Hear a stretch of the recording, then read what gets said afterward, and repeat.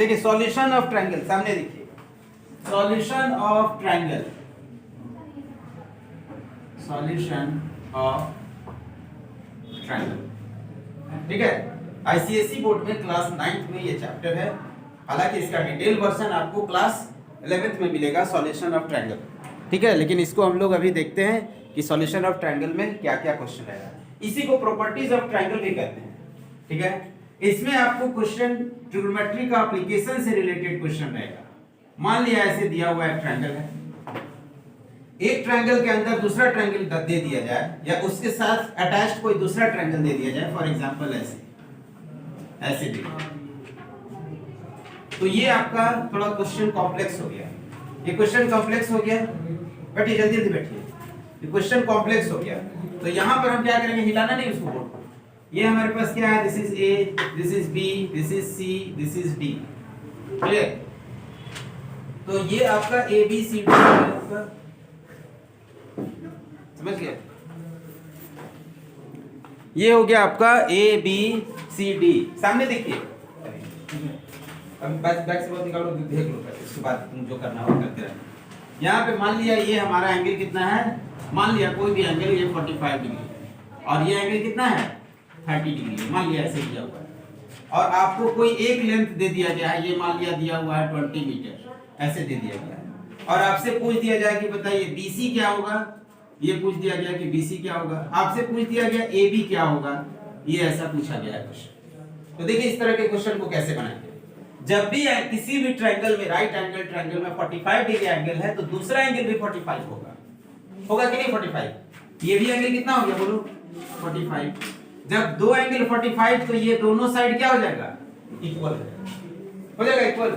इसको हम चाहे तो ऐसे भी कर सकते हैं, हम क्या लिख सकते हैं, tan 45, tan 45 इक्वल्स टू क्या लिखेंगे, परपेंडिकुलर बाई बेस। तो परपेंडिकुलर यहाँ क्या है, AB, बेस क्या है, BC, और ये किसके बराबर है, tan 45। tan 45 कितना होता है, 1 होता है, 1 लिख दिए।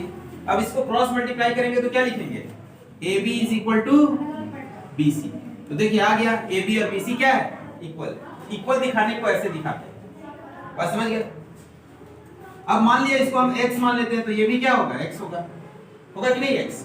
अब हमारे पास दूसरे ट्रायंगल, दूसरे एंगल का हेल्प लेंगे, तो दूसरे एंगल का हेल्प लेंगे तो हम क्या लिखेंगे, इसको लिखेंगे tan 30।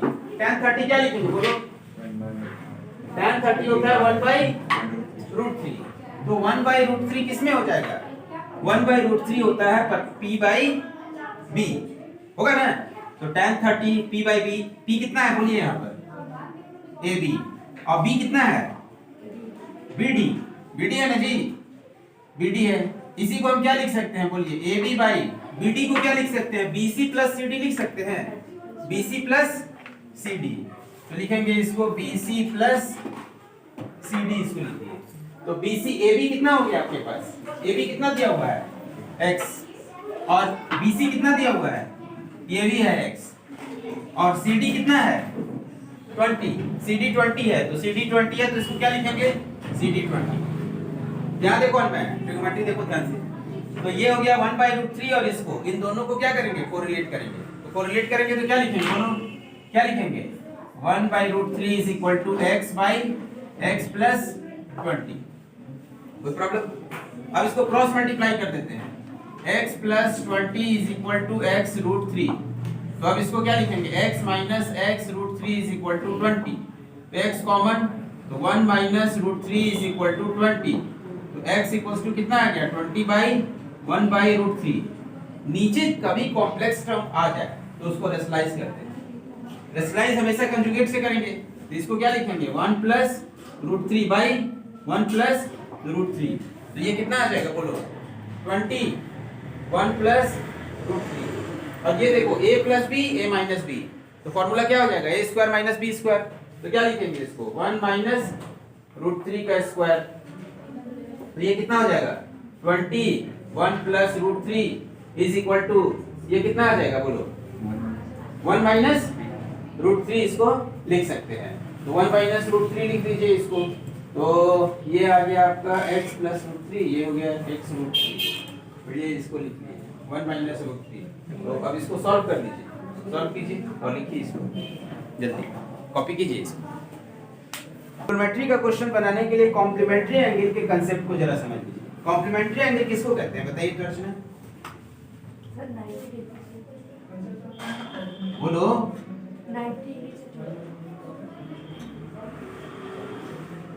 90 डिग्री से छोटा एंगल कॉम्प्लीमेंट्री एंगल कहलाता है।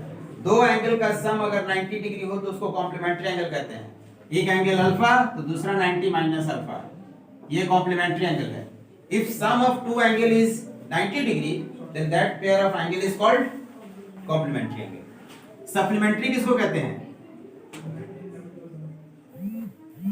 Supplementary angle if the sum of two angle is 180 degree, एक अल्फा तो एक 180 माइनस अल्फा है, समझ में? एक मान लिया 20 डिग्री और दूसरा हो गया 160 डिग्री, तो ये पेयर क्या कहलाएगा? Supplementary angle. कॉम्प्लीमेंट्री क्या हो गया? एक एंगल 30 डिग्री तो दूसरा हो गया 60 डिग्री है, समझ में? एक हो गया 20 डिग्री तो दूसरा हो गया 70 डिग्री, इन दोनों का सम देखो 90 है कि नहीं? तो ऐसे एंगल को कॉम्प्लीमेंट्री एंगल कहते हैं। तो पहले तो यूं आपको फार्मूला पता होना चाहिए, ये जान लीजिए कि साइन 90 माइनस थीटा क्या होता है? कॉस थीटा होता है। ये बात अच्छे से समझ लीजिए। कॉस, साइन कॉस में चेंज हो जाएगा। कॉस 90 माइनस थीटा क्या में चेंज हो जाएगा? साइन थीटा में चेंज हो जाएगा, है समझ में? tan 90 माइनस थीटा क्या में चेंज हो जाएगा? कॉट थीटा में चेंज हो जाएगा। बस समझ गए? कॉट थीटा में चेंज हो जाएगा। फिर cot 90 minus theta tan theta में चेंज हो जाएगा। सेक 90 माइनस थीटा क्या में चेंज हो जाएगा? कॉसेक थीटा में चेंज हो जाएगा। और कॉसेक 90 माइनस थीटा क्या में चेंज हो जाएगा? सेक थीटा में चेंज हो जाएगा। ये याद रखना है आपको, इतना याद है तो काम बन जाएगा। अब मान लिया आपसे अगर क्वेश्चन पूछ दिया जाए कि बताइए साइन 27 और यहां पर दे दिया जाए कि कॉस मान लिया आपका 63 है ये, ठीक है? कॉस 63, तो ये क्या होगा? तो हम इसको क्या लिख सकते हैं? कॉस को साइन में कन्वर्ट कर सकते, क्या लिख सकते हैं? साइन इसको लिखेंगे 27 और ये कॉस को क्या लिखेंगे? साइन कॉस को क्या लिख सकते हैं बोलो? 90 माइनस 27 लिखेंगे, 90 माइनस 27 लिखेंगे। कॉस 90 माइनस 27 साइन, तो कितना आ गया? साइन 27 बाई साइन 27 कैंसिल होकर ये 1 हो गया। तो ये दोनों अगर कॉम्प्लीमेंट्री है, साइन कॉस है, तो कट कर 1 हो जाएगा, है समझ में? इस तरह के क्वेश्चन को बनाने के लिए ये बात आपको पता होना चाहिए। कॉपी कर लीजिए इसको। क्वेश्चन बनाना कोई बहुत डिफिकल्ट चीज नहीं है, क्वेश्चन के अंदर ही सब कुछ है। सब कुछ तो इसी के अंदर है। In each case given below find the value of angle A का वैल्यू बताना है और 0 डिग्री से 90 डिग्री के बीच बात हो रहा है। 0 से 90 डिग्री का मतलब होता है फर्स्ट क्वाड्रेंट। क्या मतलब हो गया? First quadrant. फर्स्ट क्वाड्रेंट देखिए, ये फर्स्ट क्वाड्रेंट है, ये आपका फर्स्ट क्वाड्रेंट है, ये सेकंड क्वाड्रेंट कहलाता है, ये हो गया थर्ड क्वाड्रेंट और ये हो गया फोर्थ क्वाड्रेंट। बस समझ गए ना? तो एक वर्ड याद रखिएगा, आफ्टर स्कूल टू कॉलेज या सिनेमा। समझ आ गया ना? क्या याद रखें? After school to college. Clear? तो आफ्टर, इस ए का मतलब है ऑल पॉजिटिव, ऑल पॉजिटिव, यानी कि फर्स्ट क्वाड्रेंट में सब कुछ पॉजिटिव होगा। साइन भी पॉजिटिव होता है, कॉस भी पॉजिटिव होता है, टैन भी, कॉट भी, सेक भी, कॉसेक। सेकंड क्वाड्रेंट में साइन एस लिखा हुआ है ना, तो साइन होगा और कौन होगा? साइन का उल्टा क्या है? कॉसेक। साइन का उल्टा क्या है? Cosec theta. साइन थीटा और कॉसेक थीटा पॉजिटिव होगा, बाकी सब नेगेटिव। क्लियर? हाँ, नेक्स्ट देखिए थर्ड क्वाड्रेंट। थर्ड क्वाड्रेंट में क्या रहेगा? टैन, और टैन का उल्टा क्या है? कॉट। टैन और कॉट रहेगा पॉजिटिव, बाकी सब नेगेटिव। और ये कॉलेज, तो कॉस और सेक रहेगा पॉजिटिव, बाकी सब नेगेटिव। ये बात समझ में आया कि नहीं? वर्ड क्या याद रखेंगे? Sentence after school to college या सिनेमा। समझ आ गया ना? याद रखिएगा। तो फर्स्ट क्वाड्रेंट बोला गया, ए है 0 से 90 डिग्री, तो 0 से 90 डिग्री का मतलब फर्स्ट क्वाड्रेंट। फर्स्ट क्वाड्रेंट में सब पॉजिटिव होता है, याद रखिए, ठीक है? कोई नेगेटिव आंसर नहीं आएगा। सब पॉजिटिव हो जाएगा। अब यहां पर लिखा गया है ऐसे, तो इसको हम क्या करेंगे, ऐसे लिख लेते हैं साइन 90 माइनस थीटा क्या होता है बताइए, साइन 90 माइनस थीटा कॉस, तो क्या लिखेंगे इसको कॉस 3a इनटू ये क्या है कॉसेक 42, कॉसेक 42 का क्या लिखेंगे 1 by sine 42 is equal to 1। ये हो गया है समझ में। तो अब ये क्या करेंगे, अब इसको लिखेंगे यानी cos a 3a is equal to by sine 42 is equal to क्या लिखेंगे बोलो 1। क्रॉस मल्टीप्लाई कर सकते हैं, क्रॉस मल्टीप्लाई करेंगे तो क्या लिखेंगे बोलो इसको cos 3a is equal to क्या लिखेंगे साइन 42। अब देखो तो cos 3a is equal to sine 42 है, साइन 42 cos 3a को अभी क्या लिखे थे बोलो, क्या था साइन इज इक्वल टू क्या लिखेंगे साइन 42 ये लिखेंगे। तो अब देखिए साइन साइन कैंसिल हो सकता है, साइन साइन कैंसिल करेंगे तो क्या हो जाएगा बोलो 90 minus 3a is equal to 42, 3a को इधर करो इसको इधर करो, तो 90 minus 42 is equal to 3a, 90 minus 42 कितना होगा 48, 48 is equal to 3a, a कितना हो जाएगा बोलो 16 डिग्री हो गया ना, यही हो गया आंसर, यही ना पूछा गया है, कोई दिक्कत। अब इसको हम लोग इस तरह से क्वेश्चन को बना सकते हैं। अब देखिए यहां पर क्या है, in a triangle ABC right angled at B, तो एक ट्रायंगल पहले बना लीजिए और राइट एंगल डी पे बनाइए और इसका नेमिंग कर दीजिए, बी यहां रखे हैं तो ऑर्डर में रखिए, ए ऐसे रख दीजिए सी ऐसे रख दीजिए, समझ गए। अभी देखिए इधर सामने बी पे 90 degree right angled at B यानी यहां 90 डिग्री है, ये 90 डिग्री है तो ये मान लिया थीटा, तो ये क्या हो जाएगा ये हो जाएगा 90 माइनस थीटा, होगा कि नहीं चाहिए, ए अगर थीटा है तो लेफ्ट ए इक्वल्स थीटा, तो सी क्या हो जाएगा बोलो 90 माइनस थीटा फ्रॉम फिगर, होगा कि नहीं, ये थीटा पे 90 माइनस थीटा क्योंकि ये 90 डिग्री ऑलरेडी दिया हुआ है, तो हम इसको क्या लिख सकते हैं, हम इसको लिख सकते हैं सेक ए और ये दिया हुआ है साइन सी, तो हम यहाँ पे लिख सकते हैं इसको क्या लिखेंगे सेक ए और साइन सी की जगह क्या लिखेंगे साइन,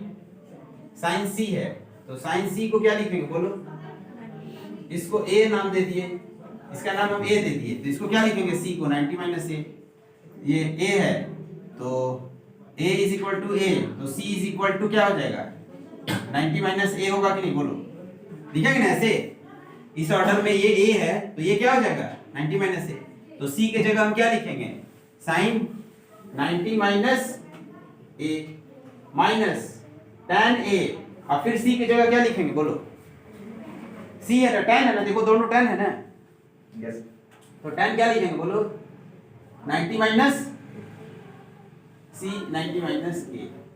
अब देखो यहाँ पर y क्या है sin b, अब देखो sec a का मतलब होता है 1 बाई cos a और sin का मतलब cos हो गया, तो इसका मतलब क्या हो गया cos a, ये क्या लिखेंगे ये cos a लिखेंगे और sec को क्या लिखते हैं 1 बाई cos a, ये 1 बाई cos a होता है कि नहीं, तो दोनों क्या हो गया cos a cos a, ये हो गया tan a और ये हो गया cot a, इसको क्या लिखेंगे cot a, cot a को क्या लिख सकते हैं 1 बाई tan a लिख सकते हैं, तो tan a नीचे आ गया तो क्या लिखेंगे इसको tan a, बाई क्या लिखेंगे sin b, ये कट गया 1 ये कट गया 1, तो कितना हो गया 1 माइनस 1 बाई sin b यानी 0 by sin b, 0 by anything is 0, तो क्या हो गया ये 0 हो गया, समझ गए कि नहीं, तो इसका आंसर हम क्या लिखेंगे 0, लिख लीजिए इसको।